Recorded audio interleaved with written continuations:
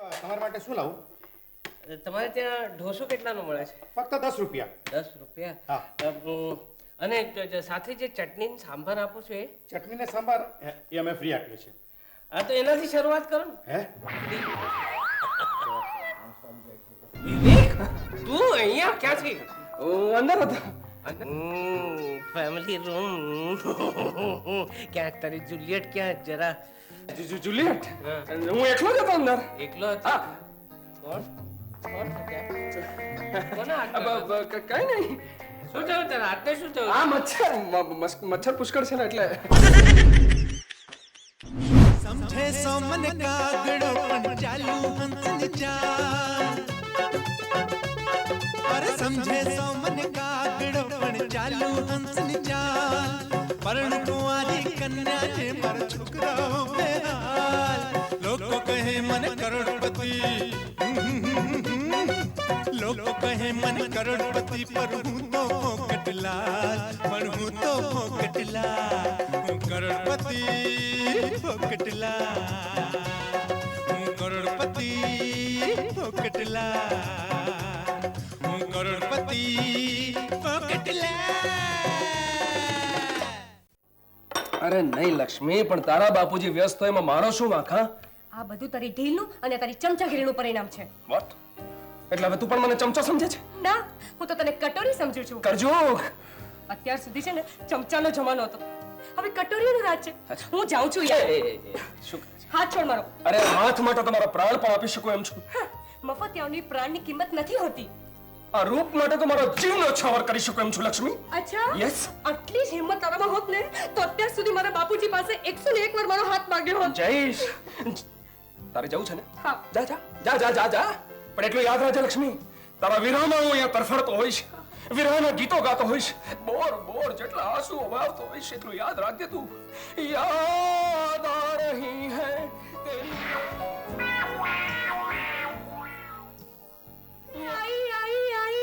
યા જા. આવી ગઈ? આવી ગઈ? કેમ જવું હતું ને? જા જા જા જા જા જા. બિલાડી આડી ઉતરી હતી. બિલાડી? કઈ નહીં, તો હવે હું જાઉં છું. ક્યાં જઈશ? તારા પડછાયાથી પણ દૂર. ઠીક છે, વાર તહેવારે પત્ર લખતો રહે છે. કદાપી નહીં કન્યા, કદાપી નહીં. અરે વિવેક, તને એવું લાગે કે હું તને સાચી છોડીને જઈ રહી છું? નહીં, પણ હું તને સાચે સાથ છોડીને જઈ રહ્યો છું. અરે પ્લીઝ યાર વિવેક, હું તો તારા પ્રેમની પરીક્ષા લઈ રહી હતી. તને ખબર છે તું પાસ થઈ ગયો. તને ખબર છે હું પણ તારા પ્રેમની પરીક્ષા લઈ રહ્યો હતો લક્ષ્મી, અને તને ખબર છે તું એમાં નાપાસ થઈ છે, સદંતર નાપાસ. તું મારે લાયક નથી એટલે નથી. હું જાઉં છું. બાય. જાય છે? Yes yes. ચાલ્યો જા, પણ એટલું યાદ રાખજે કે તારા વિયોગમાં હું તરફડતી હઈશ. મારી આંખોમાંથી ગંગા જમના વહેતા હશે અને હું વિરહના ગીતો ગાતી હઈશ. યાદ આ રહી મેં આયા આયા આયા આજા. આયા. કેમ? પાછો કેમ આવ્યો? પેલો બિલાડો વચ્ચે અચ્છા, અચ્છા. એ વિવેક, સાચું કહે, તું પણ મારી પરીક્ષા લઈ રહ્યો છે ને? હા.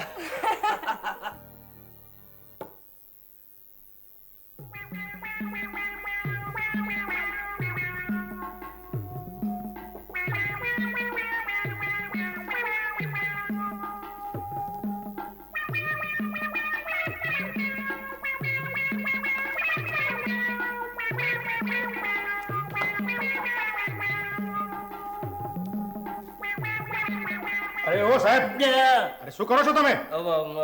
ફેમિલી રૂમ જોઈએ છે મને. અરે પણ તમે તો એકલા છો. એકલો છું તો શું થયું? ફેમિલી વાળો માણસ છું ને, એટલે મને ફેમિલી રૂમ જોઈએ. ના, પણ રૂમ ખાલી નથી. કેમ? અંદર કોણ છે? અંદર તો રોમિયો અને જુલિયટ છે. રૂમ? અચ્છા, ઠીક છે, હું રાહ જોઈશ. અહીંયા બેઠા બેઠા હું રાહ જોઈશ. ખાલી થશે એટલે હું અંદર જઈશ. સાહેબ, તમારા માટે શું લાવું? તમારે ત્યાં ઢોસો કેટલાનો મળે છે? ફક્ત 10 રૂપિયા. 10 રૂપિયા? હા. અને સાથે જે ચટણી ને સાંભાર આપો છો એ? ચટણી ને સાંભાર એ અમે ફ્રી આપીએ છીએ. હા, તો એનાથી શરૂઆત કરો ને. હે?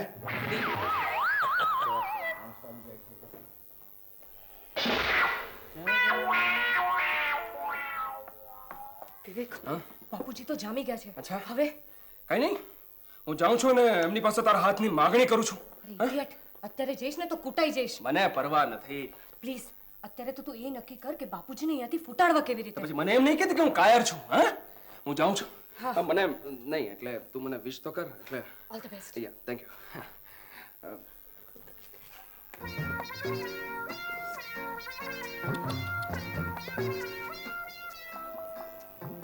નમસ્કાર સાહેબ. હું છું. વિવેક, તું અહીંયા ક્યાંથી? હું અંદર હતો. Family room. ક્યાંક તારી જુલિયટ ક્યાં જરા જુલિયટ, હું એકલો જ હતો અંદર. એકલો હતો? હા. કોણ કોણ છે ત્યાં? કોના હાથમાં? કઈ નહીં. શું થયું તારા હાથને? શું થયું? આ મચ્છર પુષ્કળ છે ને એટલે. અહીંયા મચ્છર છે. તો ચાલ ને અંદર જઈએ. નહીં નહીં, અહીંયાની હવા સારી છે, અહીંયાનું એટમોસ્ફિયર સારું છે. અચ્છા અચ્છા અચ્છા, તો અહીંયા જ બેસી. હા. અચ્છા ઠીક છે. અંદરનું વાતાવરણ સારું હતું સાહેબ, બહાર શું કામ હોત? હા હા હા હા. કેમ અંદર શું છે? અંદર ખૂબ મોટી મચ્છરી છે સાહેબ. મચ્છરી? હા. તને કેવી રીતે ખબર પડી કે અંદર મચ્છરી છે ને મચ્છર નથી? એમાં એવું છે ને કે ડંખ મારીને સીધી અરીસા પર બેસે છે એટલે. એટલે મચ્છરી છે.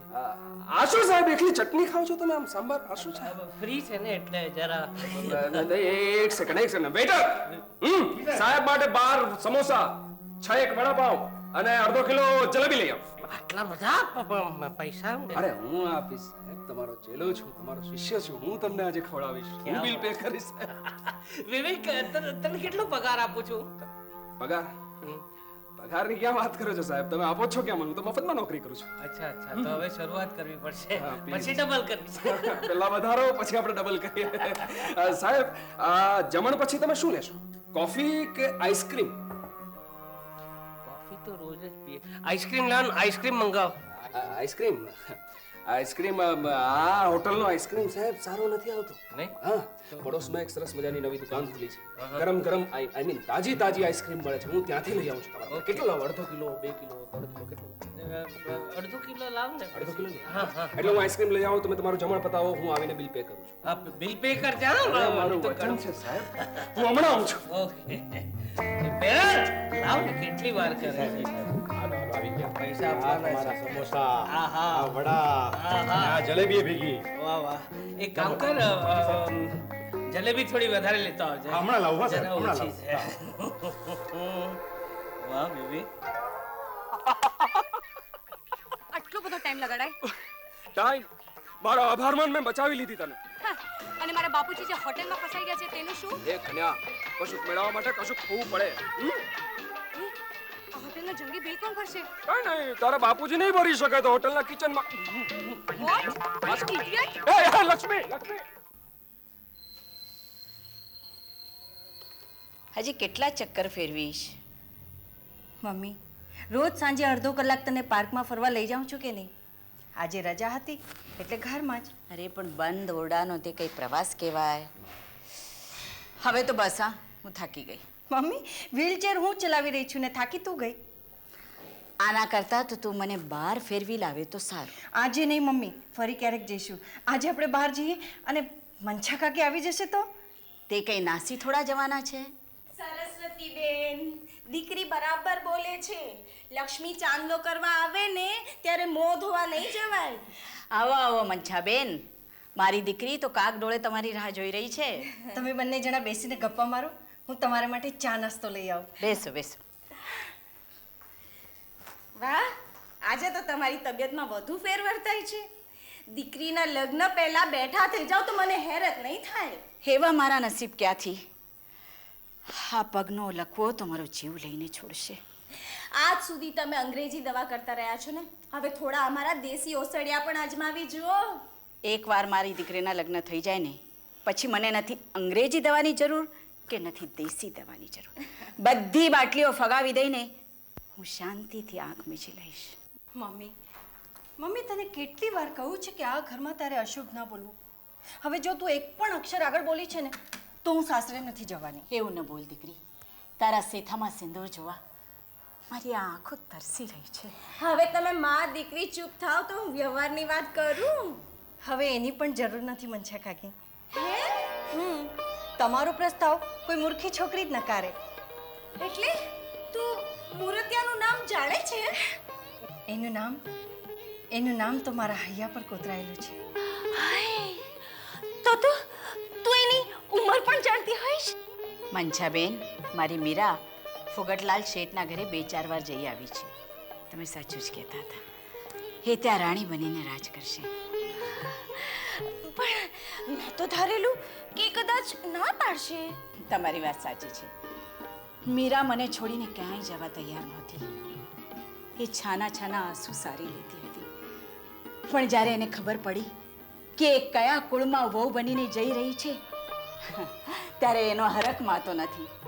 રહી મારી વાત, મમ્મી, લગ્ન માટે મેં પહેલી શરત એ જ મૂકી છે કે જ્યાં હું રહીશ ત્યાં એક ઓરડો મારી મમ્મી માટે અલગ રહેશે. એટલે તું મોડે મોડ વાત કરી આવી? દીકરી કોની છે?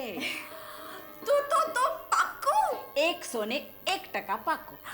હું શેઠ ફોકટલાલને પણ કહી દઉં કે 101% પાક્કું. તમે ઈચ્છો તો આખા ગામને કહી શકો છો.